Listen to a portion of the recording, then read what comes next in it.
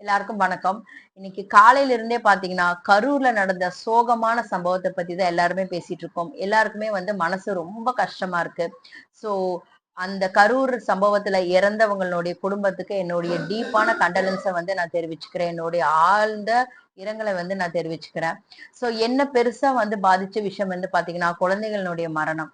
ஒரு தாயா, ஒரு டீச்சரா, இவ்ளோ குழந்தைங்க பாதிக்கப்பட்டுட்டாங்க, இறந்துட்டாங்க அப்படின்னு கேட்கும்போது எனக்கு ரொம்பவே கஷ்டமா இருந்ததுங்க. ஏன் அப்படின்னா, அ எங்கள மாரி டீச்சர்ஸ்னுடைய லைஃப்ல பாத்தீங்கன்னா, எங்களுக்கும் குழந்தைங்க இருக்காங்க. நாங்க எஜுகேஷன் ஃபீல்டுக்கு போகும்போது, ஒரு குழந்தைக்கு பாத்தீங்கன்னா, நல்லது கெட்டது சொல்லிக் குடுத்து, அவங்களுக்கு கல்வி அறிவ குடுத்து, அவங்கள ஒரு நல்ல சிட்டிசனா சமுதாயத்துக்குள்ள அனுப்புற வரைக்கும், ஒரு டீச்சர்ஸ் அவங்களுடைய லைஃப்ல எந்த அளவுக்கு நாங்க கூட இருக்கிறோம் அப்படின்னு எங்களுக்கு தெரியும். ஸோ, ஒரு குழந்தைங்க இந்த அளவுக்கு பாதிச்சுட்டாங்க அப்படிங்கும்போது பாத்தீங்கன்னா, ரொம்பவே கஷ்டமான கஷ்டமா இருந்ததுங்க.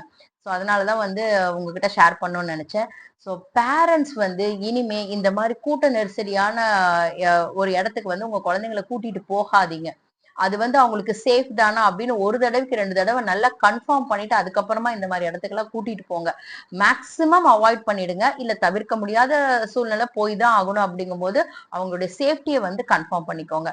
ஸோ இது குழந்தைங்க விஷயத்துல என்னைக்குமே பெற்றோர்கள் கேர்லெஸ்ஸா இருக்கவே கூடாது. ஸோ ஒரு சின்ன கேர்லெஸ் பாத்தீங்கன்னா, இன்னைக்கு எவ்ளோ பெரிய ஒரு சோகமான சூழ்நிலைய இன்னைக்கு நம்ம ஃபேஸ் பண்ணிட்டு இருக்கோம். ஸோ அதனால குழந்தைங்க விஷயத்துல பெத்தவங்க என்னைக்குமே ரிஸ்க் எடுக்காதீங்க. கேர்லெஸ்ஸா இருக்காதீங்க. ரொம்ப கேர்ஃபுல்லா இருங்க.